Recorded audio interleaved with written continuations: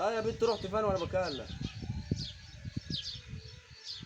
مش عايزين بقى يبقى في زعل بينا ونكلم بعض زي الناس اللي بتكلم دي ونعيش الحياة. لا انت اللي بتكفش والله مش عارف. ما هو انت برضه انت بتعمل ايه شويه؟ يا عم انت داير وراك كل حته، سيبنا نتكلم الكلمتين اللي كنا هنتكلموا في يا الدورية ده دي. ما فيش غير كده التليفون الله ليل العظيم ونهار يا وصبح وظهر ومغرب وكده وعشاء.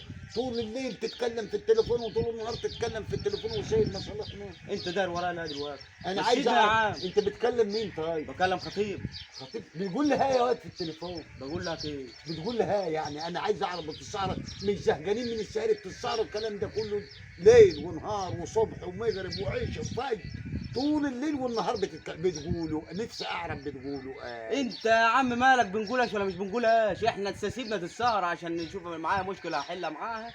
روح يا بابا في الدورة دي حياة امك عشان انا اقسم بالله خايبه هي معاك. لسه جات عندك في البيت وبقت فيه مشاكل؟ لا يا المشكله بابا. بتخلصها انت وهي. روح بس عشان كده انت هتزودها معايا. زودها كيف يا هي مش ناقص والله ما لا ناقص. اله الا الله يا ابني ما ينفعش كده. قال لي ينفع يعني ايه؟ هو يعني الحب ولع في الدورة مفيش غير الشهاري واللت والعجن طول الليل. يا ابني هتزهق. انت خليك داير ورا خطيب. سايب الدنيا دي كلها وجاي لي اللي بيتكلم خطيبته. يا ابني خليك سيبني يا خطيب. بايا واتفش واسيب لك البلد عشان تستريح انت. اطفش واسيب لك البلد.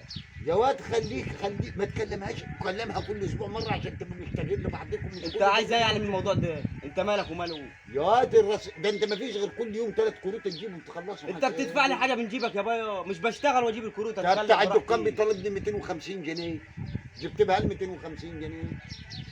هروح انا ادفع حاله، بس روح دلوقتي عشان اشوف السيره بتاعتك. روح. روح لا بقى خلي الدوريه دي تعدي يا باي. رسول الله. مش هعرف اكلم خطيبتي يعوض كمان. علينا ربنا. ما يعوض عليك بقى ولا اللي يعوض يحصل علينا يحصل. ربنا يخلف صاحب الخلق.